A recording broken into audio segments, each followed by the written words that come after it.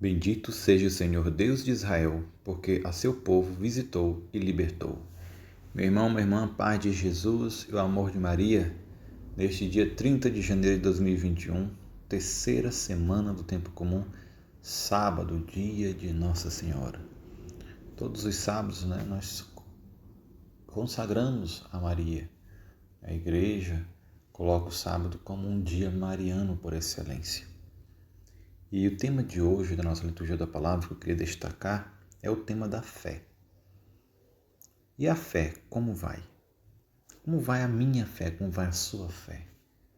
Como nós temos caminhado a partir da nossa fé? É interessante porque a primeira leitura, tirada de Hebreus, capítulo 11, de 1 a 2, e versículos de 8 a 19, o autor da carta aos Hebreus vai falar sobre essa realidade da fé. Vai dar um conceito, Ele vai dizer aqui: a fé é um modo de já possuir o que ainda se espera, a convicção acerca de realidades que não se veem. Olha só, é a certeza daquilo que se espera, de possuir já aquilo, a convicção, essa palavra é muito forte, convicção acerca de realidades que não se veem. Ainda não vejo, mas eu acredito, eu sei. E aí vai transcorrer por todo o texto modelos de fé para nós, a partir de Abraão, sua família, Sara, sua descendência, vai colocar-se a realidade. O testemunho dos antigos foi mediante a fé. É um modelo para nós. Comumente nós chamamos Abraão de pai da fé. E de fato foi aquele primeiro que acreditou nesse Deus que diz: sai da tua terra e vai para a terra que eu vou te mostrar. E todas as promessas de posteridade, descendência. E Abraão acreditou, mesmo não podendo ter filhos, nem ele, nem a mulher, mas ele acreditou, a certeza daquilo que não se vê ainda. E Deus deu o seu filho Isaque. E aqui é interessante, no final dessa leitura, versículo 19, vai dizer, vamos pegar a partir do versículo 17, vai dizer assim: foi pela fé que Abraão, posto à prova, ofereceu Isaque.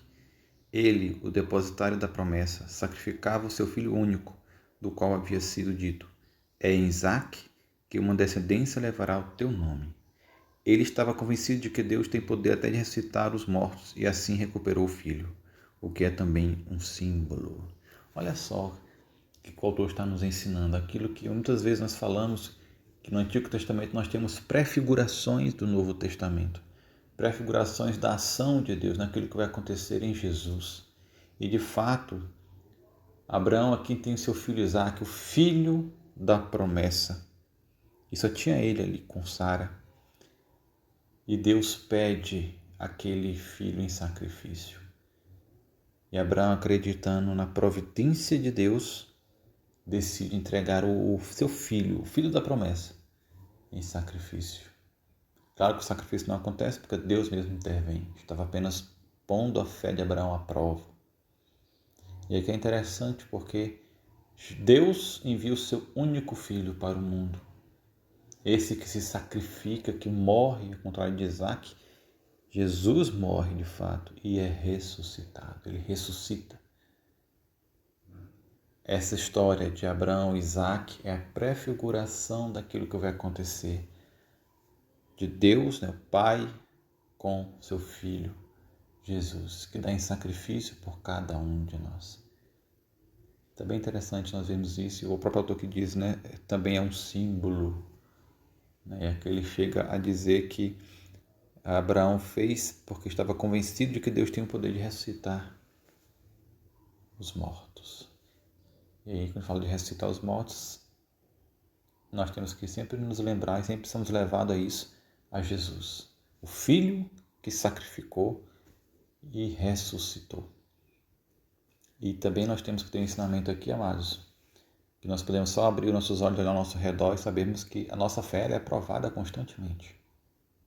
Nós estamos falando de provação, não de tentação. Tentação vem do demônio. A provação vem de Deus. Deus prova a nossa fé. Prova para amadurecer, para fortalecer. A nossa fé é provada a todo instante. Então nós temos que estar firmes como Abraão para suportar as provações e assim ter nossa fé robustecida, forte, grande, como a fé de Nossa Senhora. Se Abraão é o pai da fé, Maria é a mãe da fé. Aquela que acreditou por meio dela, a promessa de Deus se cumpriu. As profecias todas se cumpriram, porque ela acreditou e teve essa fé provada com tantos e tantos sofrimentos. Os sofrimentos vêm muitas vezes para provar a nossa fé.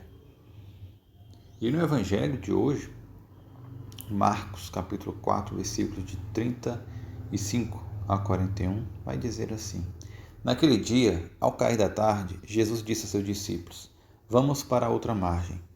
Eles despediram a multidão e levaram Jesus consigo, assim como estava na barca.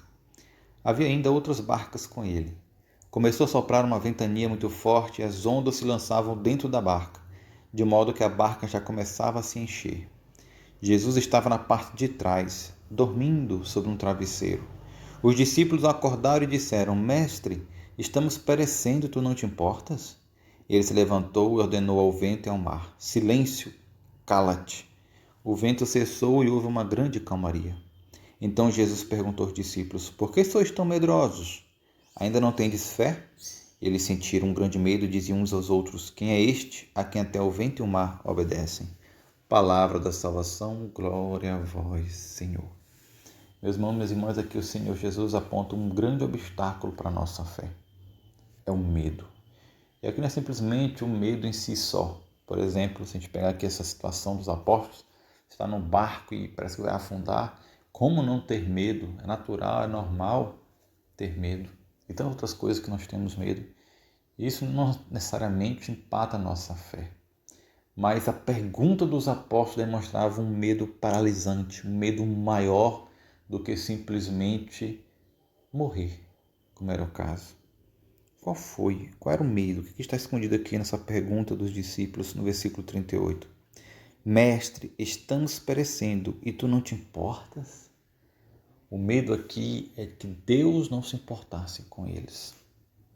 Eis o medo que tira a nossa fé. Eis o medo que é o obstáculo que nos faz ficar paralisados na nossa caminhada cristã, de confiança em Deus, porque nos leva a desconfiar de Deus. Isso é tirar a confiança dele.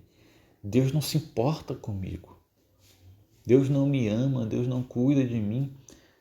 Esse medo de ser abandonado por Deus, ele é um medo paralisante. Ele é um obstáculo à fé.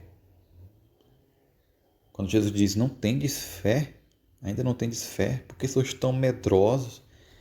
Ele não está se referindo apenas ao medo de morrer, que é natural do ser humano diante de uma situação de perigo assim, tão violenta como essa. Mas Jesus está falando da falta de confiança. Como é que por um instante vocês pensaram que eu não me importasse com vocês? Meu irmão, minha irmã, Deus se importa conosco. Se importa tanto que deu seu único filho por nós. Se importa tanto que tem cuidado de nós.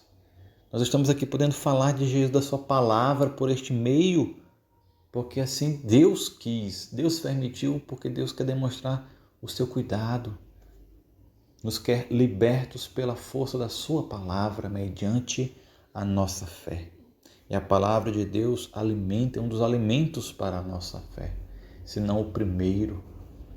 Meus irmãos, minhas irmãs, nós precisamos renovar nossa esperança, nossa confiança em Deus, renunciar a todo o medo de Deus, né? Temor a Deus é um dom do Espírito Santo, isto é respeito, zelo, não querer ofender a Deus, ter medo de Deus, porque Deus teria alguma maldade em Deus, ou que Deus não se importa comigo, não está nem aí para mim, muitas vezes por causa das experiências com as pessoas que demonstram não se importar, talvez, comigo, não se importaram comigo, eu levo isso para Deus também e tenho medo de Deus me abandonar, de Deus não se importar comigo. Renunciamos isso, Espírito Santo de Deus. Renunciamos esse medo que não vem da natureza humana simplesmente, mas é também algo diabólico, porque nos faz desconfiar de Deus como Adão e Eva desconfiaram. Nós não queremos ter essa desconfiança com o nosso Deus amado, porque Ele é um Deus de amor. Ele é amor. Um Deus de misericórdia e compaixão, e Deus tem cuidado de nós.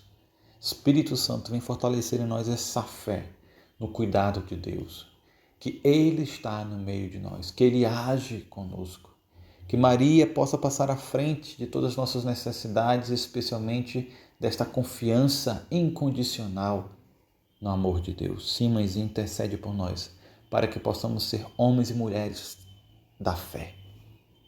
A Senhora, que é a mãe da fé, ensina-nos a acreditar, ensina-nos a confiar e a nos abandonar na divina providência. Nós pedimos a tua intercessão, Maria, hoje e sempre, por nós e por nossa família. Meu irmão, minha irmã, Deus te abençoe.